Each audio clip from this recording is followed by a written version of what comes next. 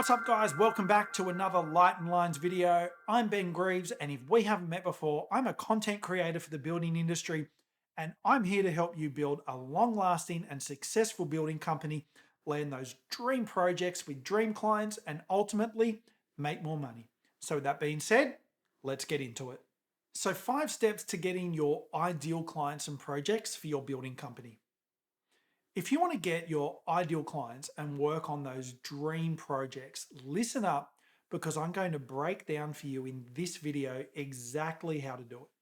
So, it all starts with your mindset. And by your mindset, I mean how you mentally plan and prepare to identify what your goals are and then what you need to do in order to achieve them. So, step one, identify your goal.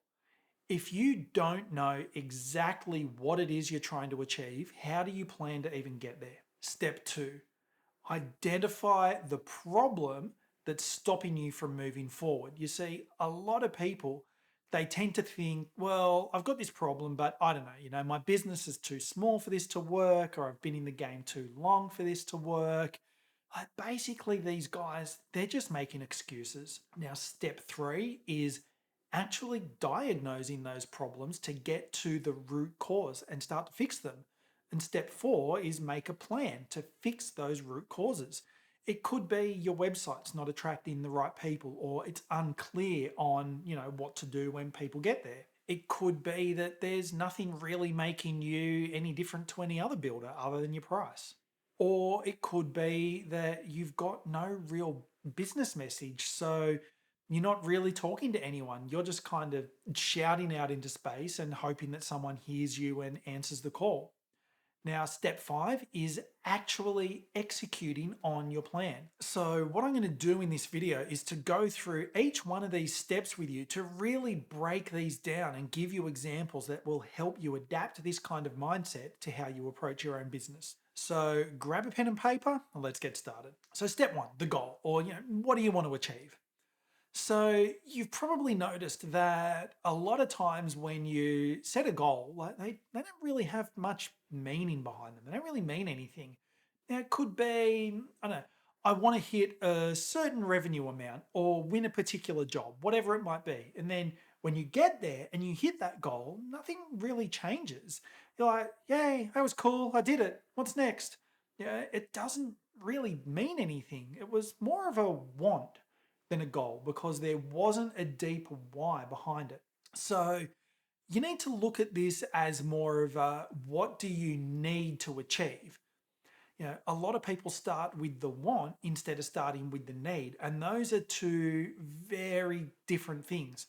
You want the nice car, but you need to bring in a certain amount of money just to keep the lights on each year. See what I mean? And then prioritize. So, there's a saying that says you can have anything you want, but you can't have everything. Now, what does that mean? Well, there's an old proverb that says a person who chases two rabbits catches neither.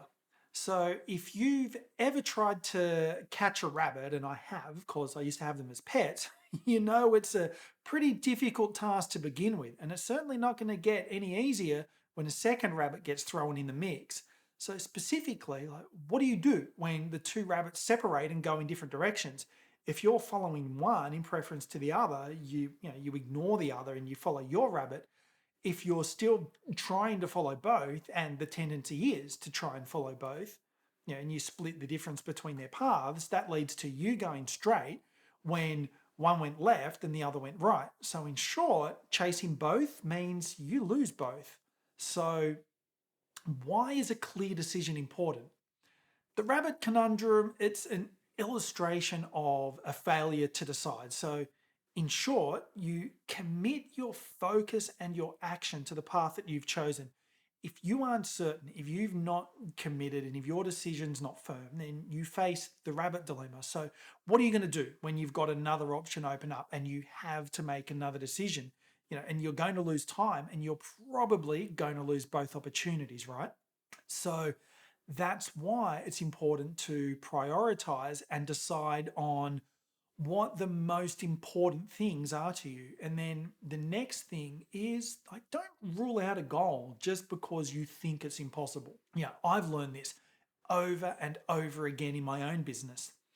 I know that some of you guys out there have business coaches, right? My own business coach has told me on occasion, to set a goal. And when I've shared with him what that goal was, his first remarks being, mate, why are you playing small? Like, you're way more capable than that and you can help more people than that. And now this is something that I thought I was really stretching myself for. And, I thought it was almost an unachievable thing. But it turns out like I was thinking too small. So don't rule out a goal just because you might think it's impossible, all right?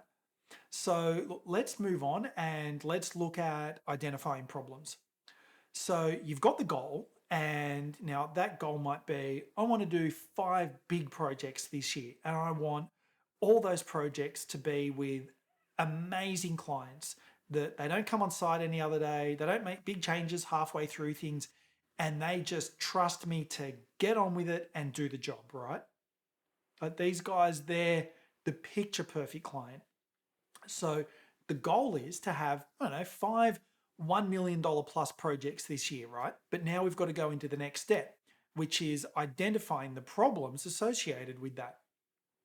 So you're probably asking me, well, why do I have to start identifying problems right here, right at the start? Well, the thing is that most people, when they set their goals, let's say, I don't know, for example, I want to run a marathon. They go, okay, I'm here right now and I want to get to here. So, what I want to do is I want to get from A to B. So, I want to run a marathon. So, that's a goal. So, what do I need to do to run a marathon? And then basically they'll go, okay, well, cool. I just need to start eating better. I need to start training. I need to sleep better and so on. But not many people really go, okay, what are some of the obstacles that are going to come up that could potentially stop me from running that marathon? So, what could potentially stop me from achieving my goal? That's very different. And you need to then look at it like, well, what are some of those possibilities? So, it could be an injury or the weather might be bad. So now you're starting to identify possible problems that can come up along the way. And the reason why you want to do that and why you want to look at it like that is because if you can avoid those problems, you'll have a much, much better chance of actually achieving your end goal. Now, I'm not saying that when you have your goal in mind and you create steps towards it, that's the wrong way of thinking. That's one way of thinking. I'm saying it's about, it is about looking at it that way, which is that's the normal way. That's the way that most people do it. But also look at it from the other perspective. So you've now got 2 points of view. So we'll go into this particular one a little bit deeper, which is identifying problems. Okay. So identifying problems that are potentially stopping you. And remember it this way problems equal opportunities. Okay. So, look, I talk to a lot of people, I talk to a lot of builders, right? And when I talk to them, I'll generally ask them, like, what are some of the problems that they're facing at the moment? And I'm usually getting answers like, especially now, oh, it's the weather, or it's the banks, or the election, or it's the clients, right? Like, I get it. It's not a perfect world. There's going to be hurdles. There's going to be hurdles along the way, and things are going to happen. Something happens on every job. But then one thing, is I find like my best clients, for example. So the clients that do really, really well, they're the ones that they say, oh, okay, cool. Like stuff's gonna happen. But problems actually equal opportunities, okay? And if you've got that mindset as a builder or even as a person, right, then instead of just going, oh, I don't know, I've just hit a problem, I've just hit a hurdle, okay, it's all too hard, I don't want to know about it, I'm just going to go lie down, right? And obviously, you don't achieve anything, but it's those builders that they welcome these problems and they go, well, okay, here's a problem, fantastic. They know, well, I've got an opportunity here, right? I've got an opportunity to make something out of this. And that mindset, that way of thinking, like, that's amazing. So, But we'll move on. So now let's go into the next one, which is don't dismiss things or just wind up making excuses. Like I said earlier, a lot of people, a problem might come up and it'll be like, they make some excuse as to why this is happening to them. Like, my business is too young, or my business is too small, or I've only just started and cash flow is a problem. Like, oh my God, I hear that one a lot. Or I don't know, what else is something that I hear a lot? I'm up against guys who've worked in this market for ages and they've been here a lot longer than me, and people know them, they don't know me. Like, there's all these excuses that come up, right? And the last thing that you want to do is dismiss that problem and believe that there's nothing that you can do and it's all out of your control. Because again, most problems are opportunities. And if you dismiss that opportunity, right, then the minute you start making excuses, then you're also dismissing the opportunity that's been presented to you, which is hilarious. So if you're saying to yourself, I'm too young, I'm too old, or he's too experienced, or I'm too inexperienced, therefore I shouldn't achieve my goal, which is silly, right? So before we go ahead and jump into the next one, I just want to quickly go into a couple more examples just so this makes a little bit more sense practically. So, okay, it might be I'm not getting enough inquiries. That's a problem. Or I'm not getting the right kind of inquiries or clients or projects. And you've always got to say yes to those less than ideal ones just to get by. Like, those are some real problems. And those are things that are going to stop a lot of builders getting what they want. Or another one I hear a lot is I lose projects. I lose projects to other builders. So again, these are all real examples of problems that have come up for builders that I talk with. So now we're going into step 3. So now it's about diagnosing that problem. So this is where we need to get to the root cause by asking, well, what actually causes that problem? Yeah. And so some of these examples are not getting enough inquiries or not getting the right types of inquiries. Okay. Let's stick to those, for example. So an example of a root cause could just be, well, I'm in obscurity, right? So that means that people, they just don't know about me and they don't know that my business exists. So that's one meaning of obscurity. And then the next one is it's skepticism. So people, they don't necessarily trust me or my business. And again, you've got to ask, why am I not getting these right type of inquiries? And then the next thing on top of that is, well, why am I not getting the right inquiries? So root causes might be obscurity or skepticism from the market. And another one is uncertainty. So people don't have confidence in you or your business, and they're not confident that your business can deliver and solve their problem for them.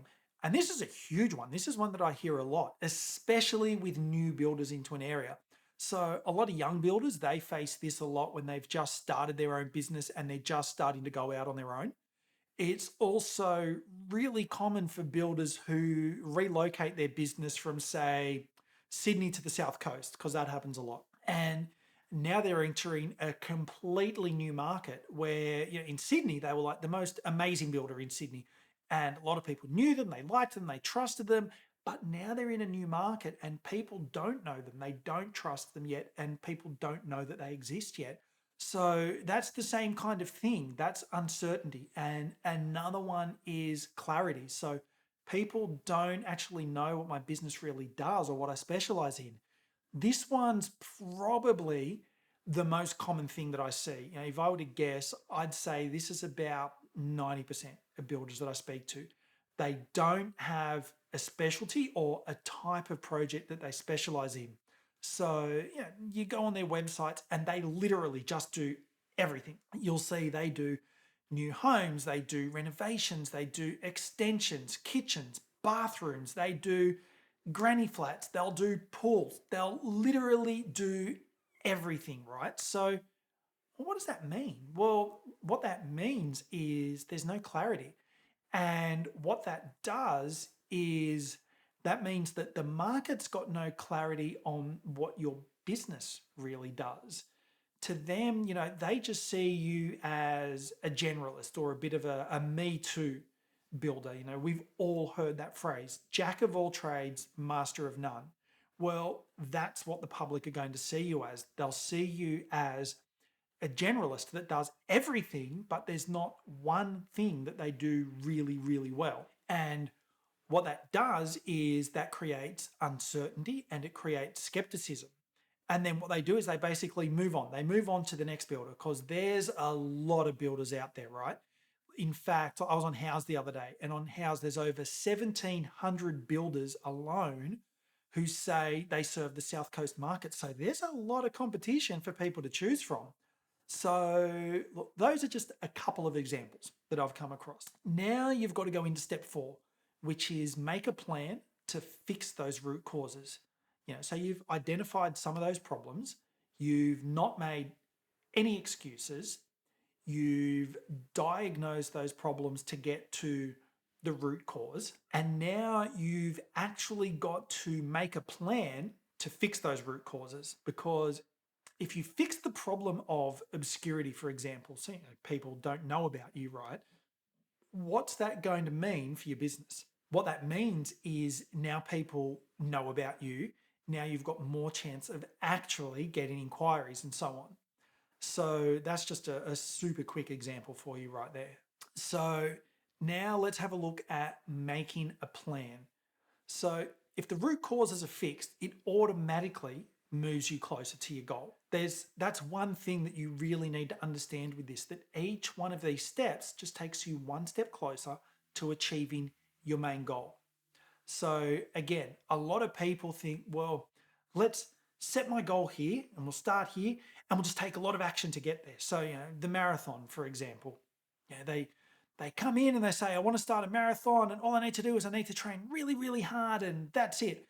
And they don't even look at what are some of the possible problems and root causes that if you fixed them could help you get to where you want to go. So if you fix those root causes, what does that mean for your business? And what does that do to help get you closer to your goal? So some example root causes might be, again, obscurity, skepticism, uncertainty, and clarity. And yes, those are the ones that I literally just went through. But the thing is, you have to start here. So for you as a builder, if you're watching this or you're listening to this and you're asking, okay, out of those root causes, where do I start? Which one should I start with? Give me the answer. Which one should I fix first? The one that you should always start with is clarity. You have to get clear first on who you are as a builder and who you are as a business. You need to get clear on who do you focus on helping? Whose problems do you solve? What do you actually do? Do you specialize in renovations? Do you specialize in a specific type of renovations? What do you actually do? What do you want to be known for and be the go-to guy for? You've got to find that clarity first and then build out from there. So, okay, well, you're probably asking, well, how do I do that?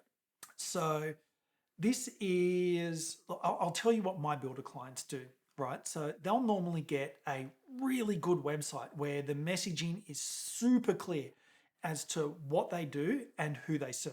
The images are relevant to their business and what they focus on and what they specialize in.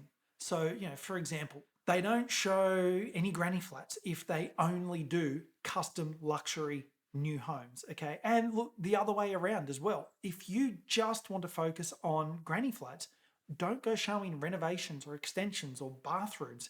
Just show granny flats, because now that builds a super clear picture in people's minds and that builds certainty, right? And then the next thing on that website is you've got to have clear stories. These are stories that the market can resonate with. So stories that will emotionally connect with the market and make them start to trust you. It will make them feel like they can trust the builder and make the viewer all warm and fuzzy when they look at that builder's website, right? You've got to understand, okay, you're a builder and you think in terms of building and project management and finances and team and materials and all the other things to do with running that business. But on the other side are your clients. What are they thinking about? And what they're thinking about is their dream home or whatever their goal is, right? So again, we need to make this about them and their journey and their goal. And that's why it's super important to put your story on there, put your clients' stories on there, and showcase your projects that way. So, you need a client focused website. You need messaging with a clear purpose and a clear next step. And then the other thing that you need is, again, like I just said before, it's a really powerful story. You need to do this to overcome that problem of uncertainty. You need to showcase your business story to build that certainty. And then the other thing that you need to do is tackle that skepticism. You need to overcome that problem. So, to overcome that skepticism, you need to create multiple case study stories from past clients. You need project stories, obviously, photos of your projects that you've worked on. At least most builders do that much because, again, this will help build that certainty.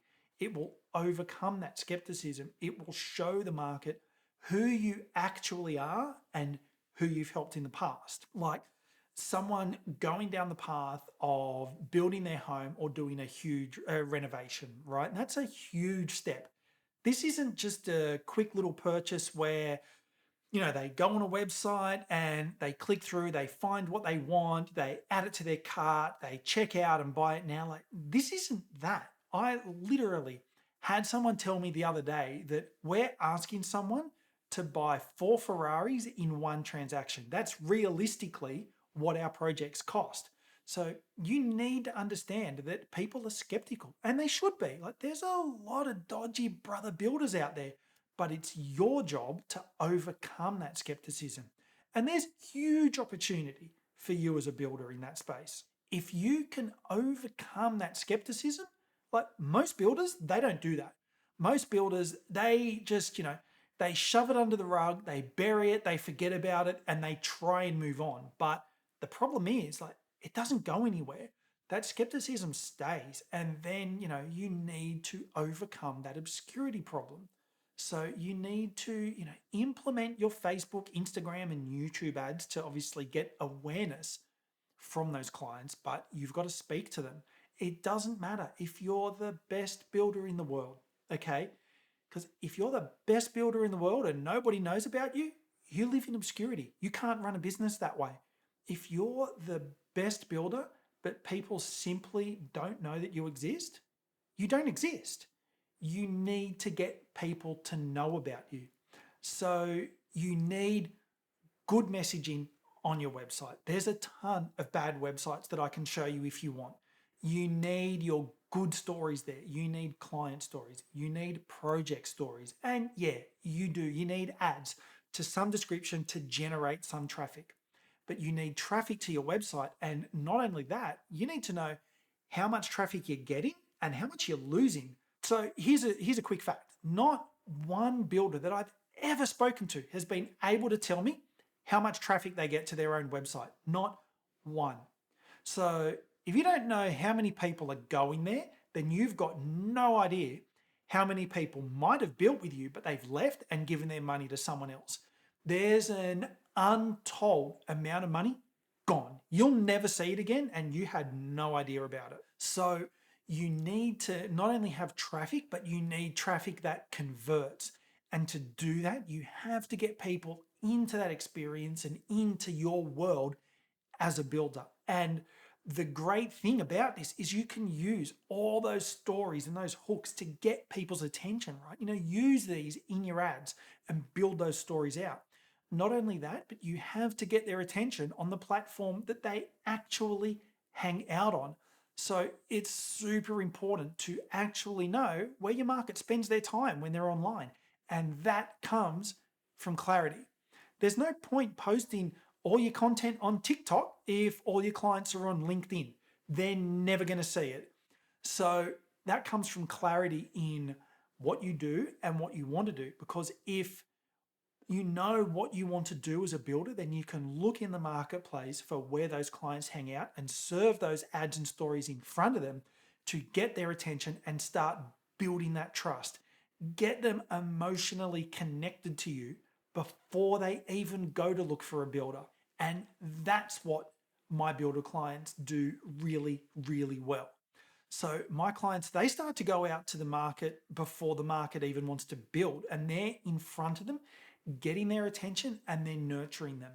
And that's why that's really, really important. And then you need to execute on that plan that you've put into place. This is the last step of the process. So don't dismiss, tolerate, or make any excuses for problems. Use them as an opportunity and execute. And if you can't do it yourself, get the best people who can. And how you do this is like, don't copy what the builder down the street's doing. You can only do this by being yourself and telling your story. So Gary Vee once said, steal from everyone, but don't copy from just one. And what that means is get your ideas from a lot of different places, sure, and use those ideas to formulate your own vision and your own opinion. Don't just blindly copy what someone else is doing, because your market is going to see right through it. We've got to get clear first on what your goal is as a builder, right? So what do you want? What do you like? What do you need to achieve? So, once you know that, what do you need to achieve? Then get that clarity as to how you're going to achieve it and how you're going to avoid problems that come up to achieve that. And then build everything from there. You've got to be yourself and tell your story. So again, you've got to start with who's your market, know what they want, know what their problems are, know what keeps them up at night, and enter the conversation that's already playing out in their head and position yourself as the solution to those problems. Find out what's stopping them from getting what they want and then craft your message to fit, okay? So who is the market? And believe me, the answer is not whoever pays me, which is, it's what I've heard from more than one builder. Now, this could be based on location. It could be the type of clients and, what do they do? Are they professional? Are they parents? Do they stay at home? Do they have jobs? Like, what are they? What do they want? What do they do? Do they know exactly what they want? What stage in life are they at? Do they want a big home because their family's expanding? Do they want to downsize because all the kids have moved out? Do they need extra space for their kids? Do they need new study spaces because now they work from home? What do they want? And again, they don't want bricks. They don't care about concrete. They don't care about project management systems. They want something for them. They want something emotional. So you've got to understand and find out what that is. Believe me, they know their problems. So what is it that's stopping them from getting what they want? One problem is, they don't even know where to start, right? Another thing is, like, they know they can't do it themselves and they know they need a builder, but they're busy. They're busy doing their own thing, right? They're living life, they're working, they're raising children. They're already busy. So you've got to look at it like, well, what's stopping them from getting what they want? Because if you know what's stopping them from getting what they want, you can craft your messaging and say, hey, I know what you want. I know what's stopping you. I can help you. I can do that from you. And look, here are some of my previous clients. Here are their case studies. And here's the stories of those projects and past projects that I've done, which is similar to what you want. Look, I can do this. And here's the proof. That builds certainty. That gets rid of skepticism. That builds clarity, and that builds trust. And all of a sudden, you've got a fit. You've got a message to market fit. And now you're miles in front of the next builder that they're going to see. You'll be different. So that's it from my side. Those are the 5 steps that you need to take to get your ideal clients. And look, it's not just me saying this. I know this works because I know this works for me in my own business. And I've seen firsthand the difference that this can make to your business. And this is a timeless approach. Like, it doesn't rely on algorithms or the next best social platform. These are tried and true, timeless principles that can serve you a lifetime. And there's no better time than right now to start. And look, if you don't see this video till 2024, like you can still do this. So I highly suggest adapt this methodology to your own business. And if you want to be different, if you want longevity, and if you want to do what every other builder isn't doing, this is what you have to do.